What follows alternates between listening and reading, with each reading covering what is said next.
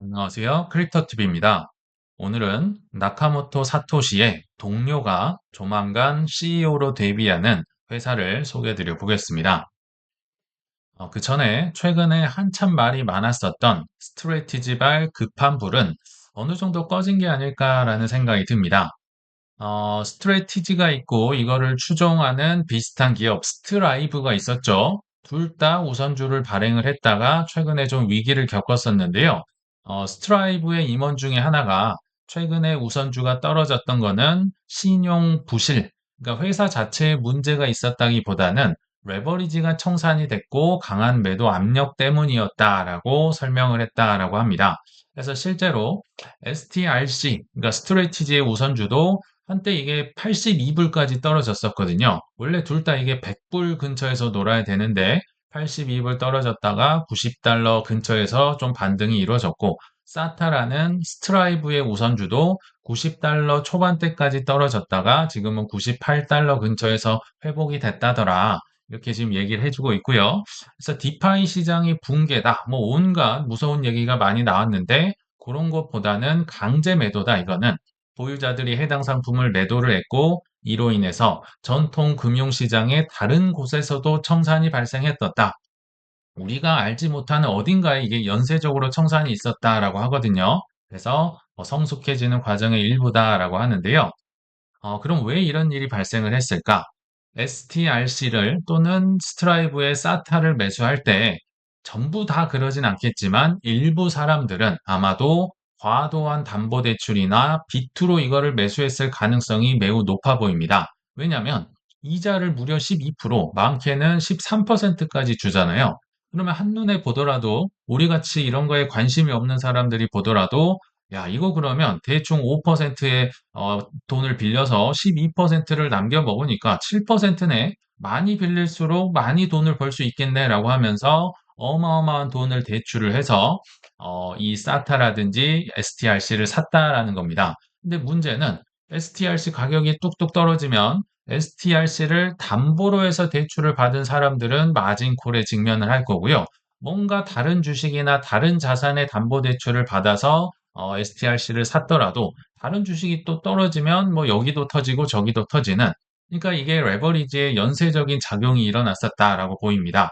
정말 쉽게 설명을 한번 해보면요. 우리 이런 경우를 굉장히 많이 겪게 되는데 예를 들어 20년도 3월에 코로나발 쇼크가 있었죠. 이때는 정말 뭐 비트 주식은 말할 것도 없고요. 금, 국채, 부동산마저도 던졌습니다.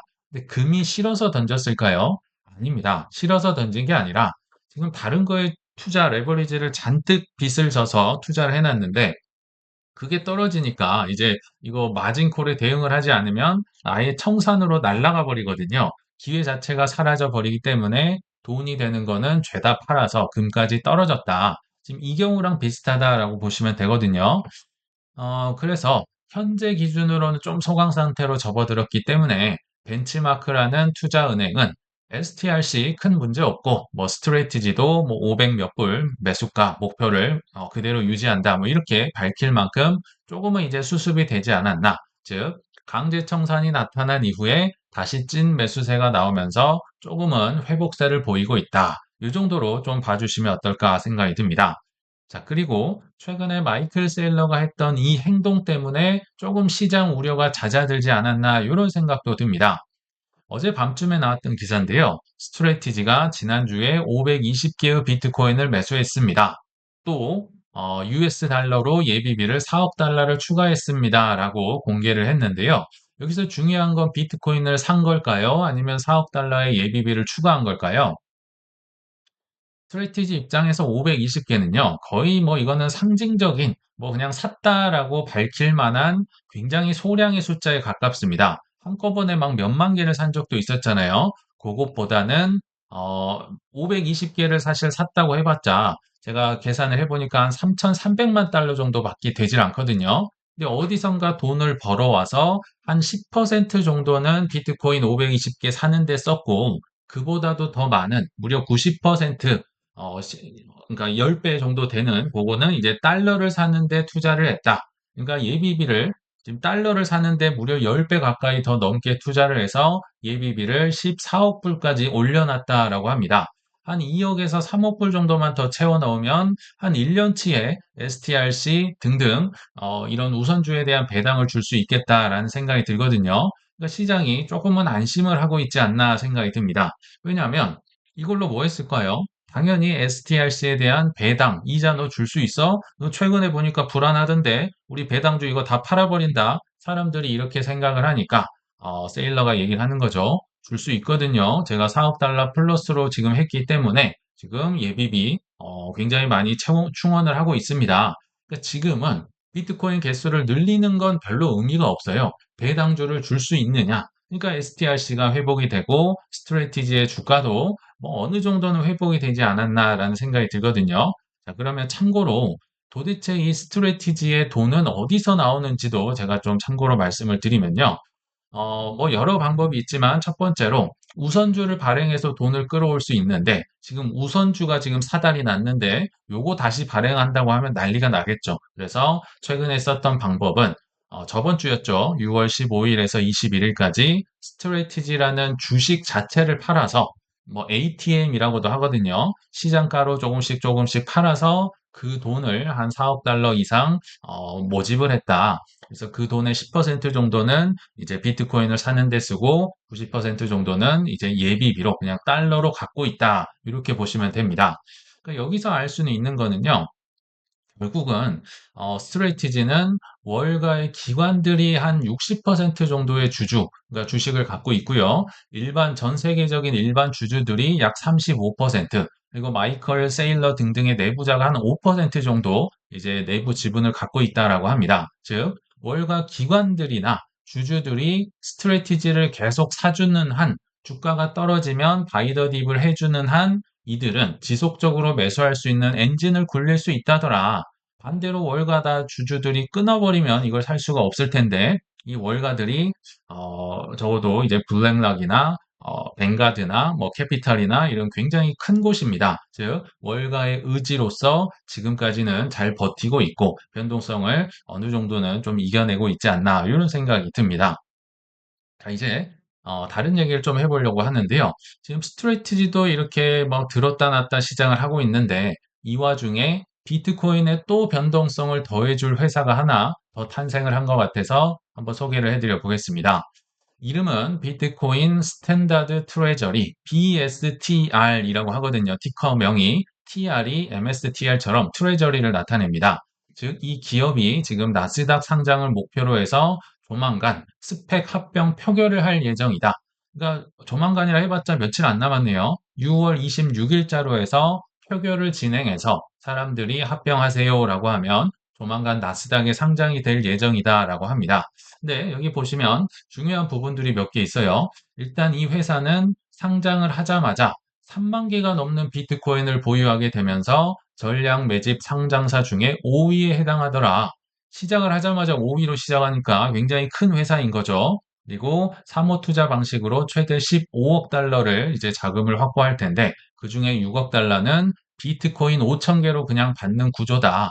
야, 이런 걸 보면서 비트코인이 정말 화폐로 쓰이고 있구나를 다시 한번 체감을 하는 것 같아요. 그리고 3만 개지만 이제 향후에 5만 개까지 일단은 늘려날 계획이며 마지막 문단이 좀 중요합니다. 블록스트림의 공동 설립자 애덤 백이 CEO를 맡고 비트와이즈 임원 출신이 회장, 사장을 맡는다라고 하는데요. 야, 이 애덤 백은 조금 다르죠, 느낌이.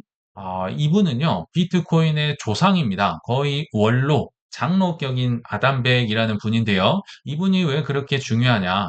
일단 비트코인 맥시멀리스트로 잘 알려져 있고요. 이분은 비트코인 백서에 등장하기 때문에 그렇습니다. 나카모토 사토시가 고백을 했죠. 아담백이 만든 작업 증명, 해시캐시라고 하는데요. 이 POW 방식을 아이디어를 차용했다, 이렇게 고백할 만큼 비트코인을 만드는데 큰 기술적인 원로라고 보시면 되거든요. 이 아담백이 CEO로 있고 또 이 아담백은 거의 몇 안 되는 사토시랑 이메일로 소통을 했던 극소수의 사람 중에 한 명입니다. 그래서 한때는 아담백이 사토시 아니냐 굉장히 의심을 많이 받았었잖아요. 자, 그런 사람이 CEO를 맡기 때문에 아마도 큰 영향력이 있을 것 같고요. 우리 코인니스 뉴스에서도 아마 이 회사가 어떤 일을 했다더라 아마 자주 보게 되지 않을까라는 생각이 듭니다.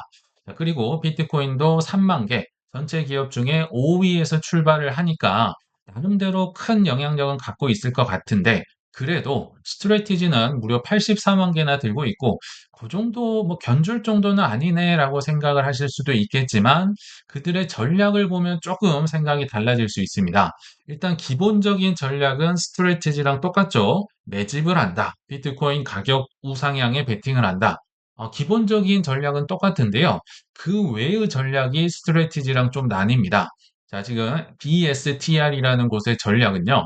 비트코인 담보대출도 실행을 할 것이고 옵션, 파생 상품에도 손을 대겠다. 아마도 콜보다는 풋 옵션을 매도를 하면서 수익을 거둘 수 있는 그런 전략을 구사할 확률이 높아 보입니다. 이들이 본인들의 사업 계획서를 통해 밝힌 거예요. 그래서 이런 담보대출이나 옵션을 통해서 주당 비트코인의 개수, 주식 수당 비트코인의 개수를 늘려가는 전략. 요거는 이제 스트래티지랑 똑같거든요. 주식 수가 늘어나겠지만, 발행을 하면 늘어나겠지만, 주당, 하나당 비트코인의 개수를 더 늘리겠다. 그러니까 주식 늘어난 것보다 나 비트코인 더 많이 개수를 늘릴 거야. 최종 목표는 비슷한데요. 지금 이 회사는 비트코인의 뭔가 금융시장, 은행, 투자은행처럼 지금 전략을 꾸려나갈 가능성이 높아 보입니다. 한눈에 보더라도 담보대출과 옵션하면 레버리지가 조금은 더 많이 낄 수 있겠는데 이런 생각이 드실 수 있겠죠. 그래서 장기적으로 보면요. 아담백은 비트코인 맥시멀 리스트가 맞아요. 그래서 비트코인의 가격 상승에 베팅을 할 것이다.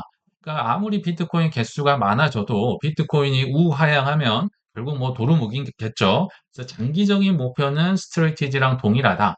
다만 조정 시에 자꾸 이들이 풋옵션을 산다, 풋옵션을 행사한다라고 하면요. 조정 시에 비트코인을 더 매수하려고 하는 사람들도 있을 텐데, 아, 잠깐 있어봐. 야, 이거, 이 사람들이 풋옵션을 더 산다네. 이게 풋옵션이 쌓이는 게, 그러니까 하락에 베팅하는 게 이게 누적으로 보일 거거든요. 그러면 공포가 이제 조금 더 퍼져나가면서 조금만 더 있어봐. 조금 있다가 사야 될 것 같은데, 이런 심리가 나올 수 있고, 풋옵션이 쌓일 뿐만 아니라 실제로 이거를 팔아서 그 번 돈으로 비트코인을 산다라고 했었거든요. 그러니까 아, 이거 변동성이 더 커질 수 있겠는데 떨어지면 더 떨어질 수 있겠는데 이런 불안감이 조정 시에는 나올 수 있다. 요게 이제 향후 변동성을 키울 수 있는 포인트가 아닐까 생각이 듭니다. 결론적으로 향후에 상승 시에는 더 상승을 지금 스트레이티지도 레버리지 뭐 전환사채 우선주에 해서 지금 뭐 레버리지가 잔뜩 꼈다고 하는데 이렇게 직접적인 옵션 상품 담보대출을 이용해서 개수를 늘린다? 상승 시에는 더 올라갈 수 있어요. 당연하겠죠. 레버리지가 끼니까. 근데 반대로 폭락대 혹은 중간 사이즈의 조정이 오더라도 아래로 막 위아래로 흔들리는 변동성이 더 커지고 청산이 될 가능성이 더 높아지겠다라는 생각이 듭니다. 왜냐하면 이 풋 옵션, 뭐 콜 옵션, 파생 상품, 담보대출은 당연히 올라갈 땐 레버리지, 떨어질 땐 디레버리지로 해서 이런 변동성이 커질 수 있겠다. 좀 난이도가 더 올라갈 수 있지 않나 이런 생각이 들거든요. 이게 지금은 아까 그 BSTR이었나요? 그 회사 하나만 나타나도 지금 이런 영향력을 미칠 수가 있는데요. 수많은 따라쟁이들이 생길 가능성이 더 높습니다. 지금 스트레티지도 20년도, 21년만 해도 본인 하나만 생겼는데 지금 뭐 스트라이브도 생기고 온갖 비트코인 DAT 기업이 생기면서 스트레티지의 전략을 따라하고 있잖아요. 지금 이 아담백의 회사를 따라할 가능성이 높다. 그 중에 하나가 저는 나카모토도 될 것 같거든요. 오늘 아침에 나왔던 기사인데요. 의료 사업을 종료를 하고 완전 100% 비트코인 운영사로 전환을 하겠다라고 선언을 합니다.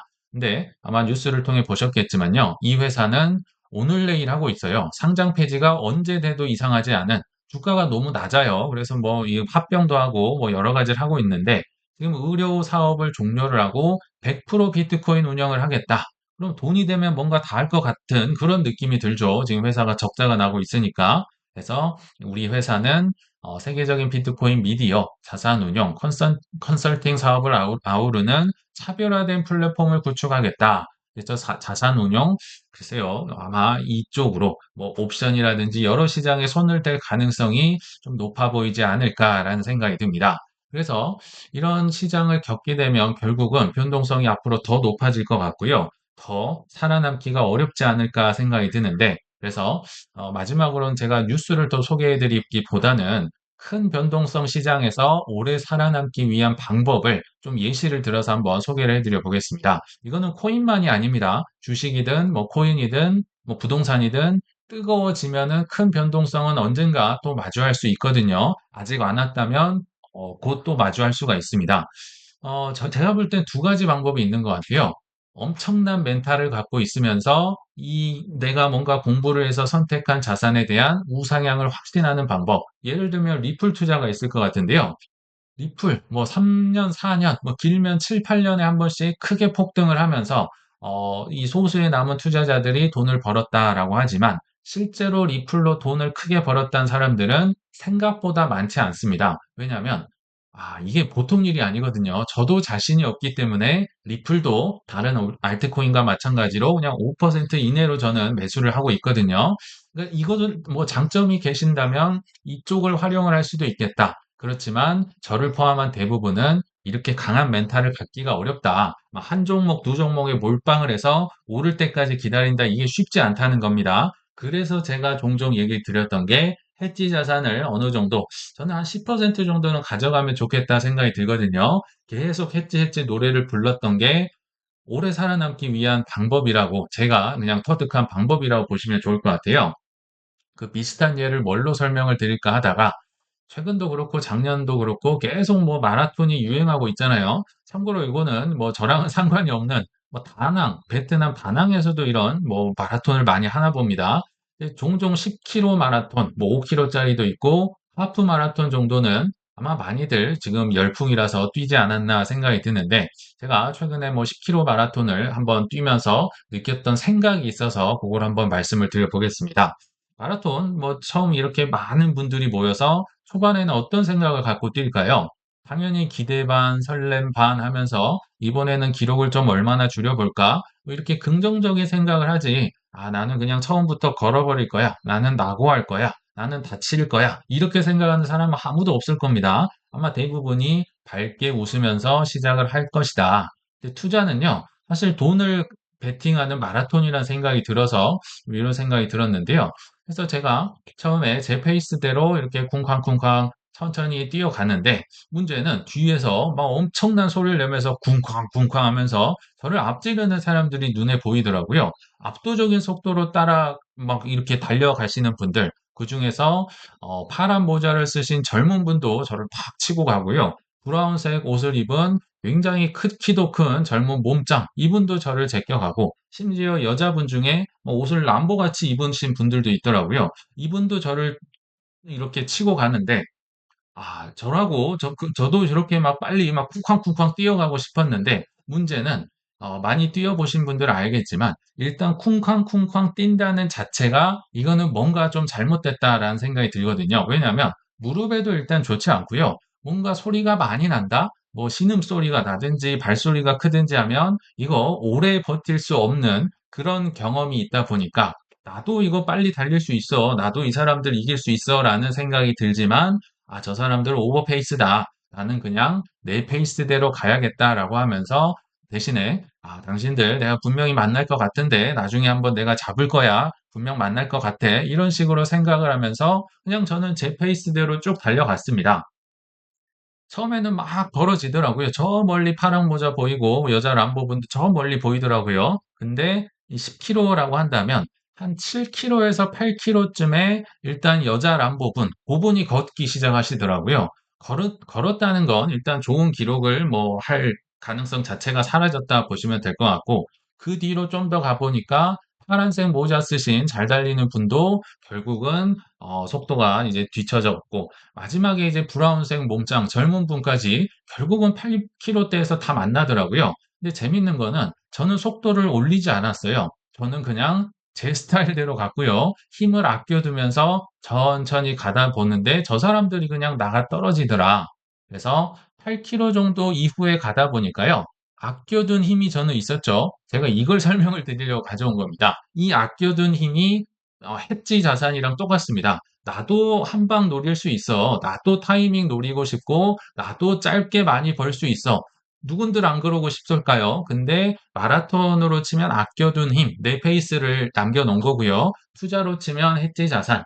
뭔가 재미는 없고, 그게 예전에는 뭐 삼성전자였을 수도 있고요. 뭐 달러일 수도 있고, 뭐 여러 가지 자산일 수 있죠. 뭔가 이 해지 자산을 남겨뒀어요. 아껴둔 힘이 있으니까 8km 이후로는 이때부터는 이제 제가 페이스를 올렸어요. 속도를 오히려 조금씩 올리면서 왜냐하면 10km까지 끝나버리면 힘을 남겨둘 필요가 없죠. 그래서 아껴둔 걸로 쿵쾅쿵쾅 이제 갔었고요. 9km부터는 이제 저는 거의 뭐 예전에 아까 그분들이 했었던 나도 이렇게 할 수 있어. 쿵쾅쿵쾅. 저는 이제 100m 달리기를 그때부터 시작을 합니다. 그쵸? 힘이 남아 있었으니까, 아껴놨으니까, 요거 남겨둘 필요가 없으니까, 결국은 저는 9km 이후에 제가 따라잡은 사람이 지금까지 왔었던 사람보다 더 많았던 것 같아요. 그러니까 이게 힘을 좀 남겨두는 지혜가 필요하지 않나 이런 생각이 들어요. 제가 투자로 보면 현재가 한 8km에서 9km 좀 근처이지 않을까. 제가 정확한 지점까지 모르겠지만 지금 굉장히 고통스러운 구간에 있는 것 같아요. 근데 요거는 제가 웃자고 가져오긴 했지만 노란색 동그라미를 친 분들 이렇게 웃으면서 뭐 춤추면서 뛰기까지는 어려울 수 있겠지만 적어도 이렇게 빨간색 동그라미를 치듯이 숨이 뭐 거의 꺼져 간다든지 아니면 누가 쫓아왔듯이 뛰어서 체력이 다 빠졌다든지 걷고 있지는 않아야 될 거 아니에요. 그래서 어느 정도 이렇게 페이스 조절을 하면서 가는 좀 그래도 좀 덜 힘들면 좋겠다. 네, 해지 자산을 좀 강조하기 위해서 오늘 마지막으로 영상을 준비를 해봤습니다. 그래서 오늘의 결론은 언제 얼마까지 오를지 모르는 게임입니다. 그렇지만 마지막까지 뛸 수 있는 자가 결국은 다 가져간다. 오히려 저는 마라톤이 투자보다 훨씬 쉬웠던 것 같아요. 왜냐하면 결국은 최종 목표지가 정해져 있잖아요. 저기까지 가면 끝난다가 보입니다. 자, 그럼에도 초반에, 중반에 내가 주위 사람들 내가 다 제껴야지, 내 실력을 뽐내야지 하면서 언제 올지 모르는 체력 저하를 생각하지 않은 자들은 결국은 뒤처지시거나 걷게 되시더라고요. 근데 그보다 더 어려운 투자, 저는 돈을 거는 마라톤이란 생각이 드는데요. 이 어려운 투자에서도 타이밍에 맞춰서 한 방이 아니라 언제 올지 모르는 폭락에서도 폭등에서도 당황하지 않고 평생 평안한 포트폴리오로 투자를 이어가시길 바라면서 이만 마치겠습니다. 시청 감사합니다.